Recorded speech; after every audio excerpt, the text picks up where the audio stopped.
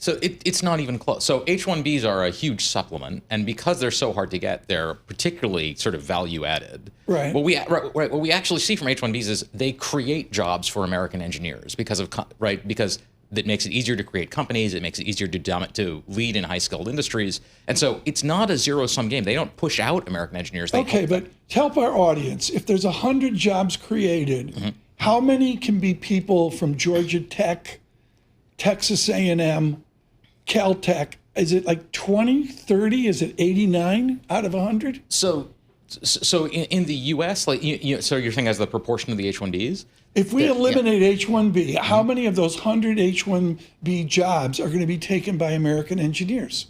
Oh, so... Till we run out of engineers. Yeah, so one is we'd run out of engineers. So the problem isn't just that. It's that, maybe 20 or 30 of those were taken. It's that 20 or 30. But then we would lose 50 or 60 other American engineering jobs from companies that aren't created, that don't grow because they don't have access to this engineering talent. The total number of the total employment for American engineers in the United States will go down, not up because of this.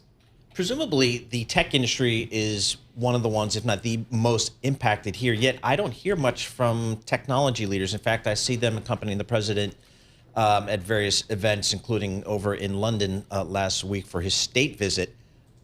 Are you surprised that we haven't seen pushback from maybe some corporate leadership or just some other business entities? No, for two reasons. The first is fear. Right, like if you talk to corporate leaders, and you'll starting to see people. There was the Yale CEO Summit recently, where this was just the consensus in the room. Everybody is unhappy, and no one wants to say anything about it because they think the president will come after them if they do. So fear is a real component here. But the second is the way this is structured is interesting in the way it's done. Right, so there's this $100,000 fee which can be waived at the president's discretion for any reason. So in a real sense, what this does is just create a huge incentive to cultivate the president. And it also really helps sort of big incumbent companies over small, scrappy ones. Both of those, if you're a major CEO leader, you might decide your interests are go along. Tariffs, I'm not sure where we are. I think the courts are taking a look at these things. What's your view of kind of where we are here? Because I think the Supreme Court's going to have some type of say here. It's absolutely going to have some type of say. And the Supreme Court has sort of, to an unprecedented extent, given deference to the Trump administration in a way that we just haven't seen this before in the modern era, in ways that are pretty surprising, that even other judges are starting to call out as this is inappropriate.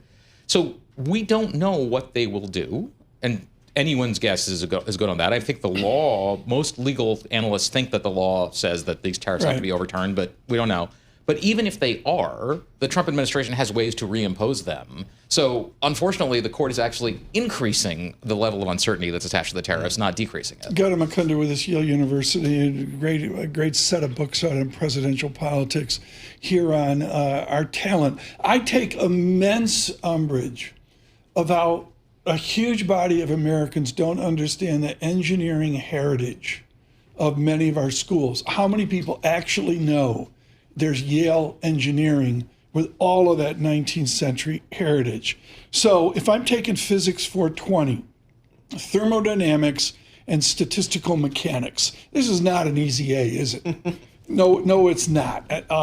Okay, fine. So if I'm doing entropy at Yale, is the Indian education superior and more rigorous than across America engineering? So the median Indian education isn't, but there are a lot of Indians. There are 1.4 billion of them. If you're talking about the people who are going to the IITs and places like that, my mother was both her undergrad and her PhD was from IIT Kanpur. Did she come here in an H-1B? She came here. She did not come here on an H-1B. She came here in the early 70s. Married. But she got off an airplane somewhere.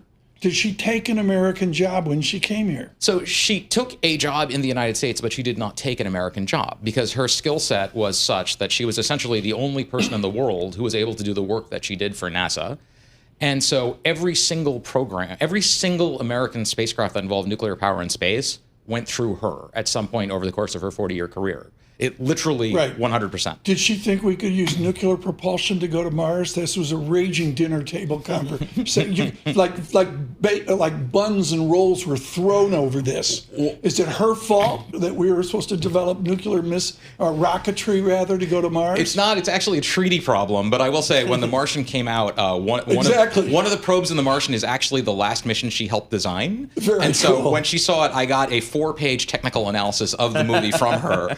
Yeah. You read it. I loved it. I thought it was great. Dad, thanks for sending this to me. But this is actually a key thing, right? This is taking a skill set from India, right? So India, at the time, one of the world's poorest countries, at ruinous expense, educated America's finest scientists and engineers and sent them here.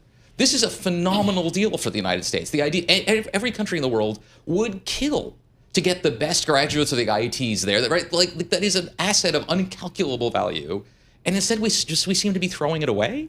It is a decision that makes no sense on any level of the national interest.